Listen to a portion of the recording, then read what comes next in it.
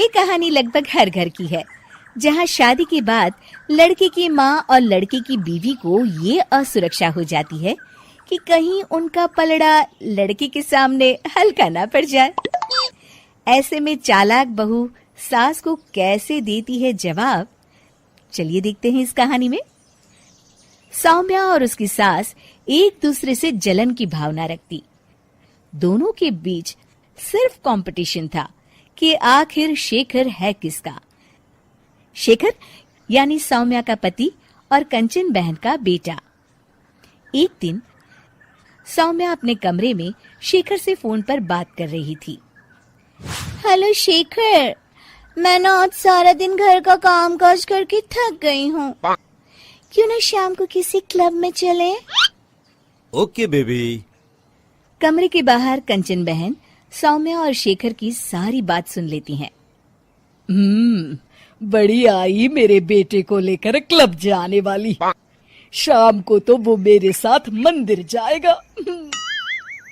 शाम को शेखर जल्दी वापस आता है और सौम्या भी शानदार ड्रेस पहनकर तैयार रहती है। अरे शेखर बेटा, अच्छा हुआ तुम आ गए। बेटा लगता है मेरी कमर में लचक पड़ गई है। हाय मैं तो मर गई। अरे माँ, क्या हुआ? मेरी तो सौम्या से बात हुई थी, उसने तो मुझे कुछ भी नहीं बताया। तभी शॉर्ट चमकीली ड्रेस में फुल मेकअप में सौम्या वहां आ जाती है। सौम्या, तुमने ये क्या हाल बना रखा है? माँ की कमर लचक गई है। जल्दी चलो, हमें माँ को डॉक्टर के पास ले जाना है। लेकिन माँ अभी कुछ देर पहले तो ठीक थी। हाँ, मैं तो नखरे कर रही हूँ ना। नहीं नहीं माँ, सौम्या का ये कहने का मतलब नहीं था। चलो, हम अभी डॉक्टर के पास चलेंगे। सौम्या परेशान सी माँ की तरफ देखती है। शेखर माँ को पकड़कर कार की तरफ ले जाता है कि तभी कंचन सौम्या की ओर देखकर आंख मारती है। कंचन सौम्या की तरफ शरारती हंसी हंसते हुए कहती है, सौम्या बेटा, जरा खाने में कुछ चटपटा बना लेना। मैं शेखर के साथ डॉक्टर के बाद मंदिर जाऊंगी और हमें आने में देर हो जाएगी। शेखर और कंचन जैसे ही कार में बैठने जाते हैं, सौम्या वहां आ जाती है। शेखर, मुझे ना माँ की बहुत चिंता हो रही है, क्यों ना मैं भी आपके साथ चलूं? खाना मैं घर आकर बना लूंगी। वाह सौम्या, तुम कितनी अच्छी हो। तुम्हें माँ का कितना ख्याल है। सौम्या कंचन की ओर देखते हुए, आखिर तुम्हारी माँ मेरी माँ भी तो है। अरे नहीं सौम्या बेटा, तुम परेशान ना हो। अरे माँ नहीं, सौम्या भी आपके ठीक होने तक परेशान ही रहेगी और उसका मन भी काम में नहीं लगेगा। चलो सौम्या, तुम भी साथ चलो। सौम्या पार्टी की ड्रेस में ही शेखर के साथ कार के सामने सीट पर सवार हो जाती है। कंचन रास्ते में कहती है, अरे शेखर, ये तो किसी चमत्कार से कम नहीं। क्या हुआ माँ? बेटा, मेरे कमर की लचक तो मानो गायब ही हो गई।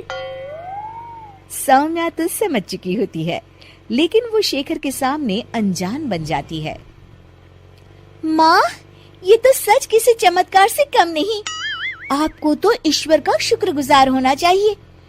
शेखर, चलो हम माँ को सिविल लाइंस के हनुमान मंदिर ले जाते हैं। और देखिए ना, आज मंगलवार भी है। हाँ हाँ, क्यों नहीं। लेकिन सौम्या, मैं तो ऑफिस से सीधे यहाँ आ गया हूँ। मैंने तो हाथ मुंह भी नहीं धोए, मैं मंदिर कैसे जाऊंगा? कोई बात नहीं शेखर, मैं और माँ भगवान का शुक्रिया अदा कराएंगे। चलो अच्छा ही है, ये मेरे साथ रहेगी और मैं मंदिर के भी दर्शन कर लूंगी। रही बात शेखर की, तो अच्छा ही है। अगर वो मेरे साथ नहीं तो इस सौम्या की बच्ची के साथ भी नहीं रहेगा। मंदिर के बाहर काफी भीड़ देखकर कंचन और भी खुश हो जाती है।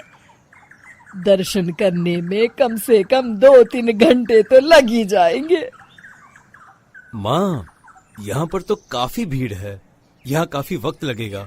चलो यहाँ कल आ जाएंगे। नहीं बेटा, मैं यहाँ से हनुमान जी का शुक्रिया अदा किए बिना नहीं जाऊंगी। वैसे भी मेरा आज सारा दिन का उपवास है, दर्शन करके ही मैं कुछ खाऊंगी बेटा।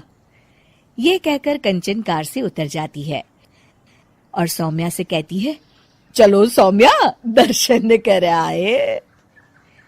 माँ, मैं तो आपको बताना ही भूल गई, मैं ऐसे कपड़ों में मंदिर कैसे जा सकती हूँ?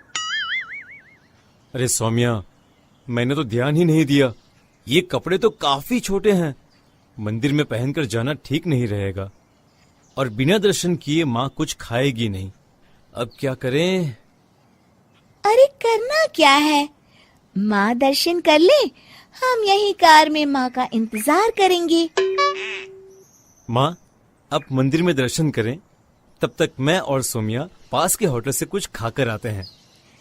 और हाँ, आपके लिए भी पैक करवा लेंगे। फिर क्या था, निराश चेहरा लिए कंचन मंदिर चली जाती है। सीख, चालाकी उतनी ही अच्छी है जिससे किसी को नुकसान ना पहुंचे, वरना कभी कभी ज्यादा चालाकी नुकसान का कारण भी बन जाती है।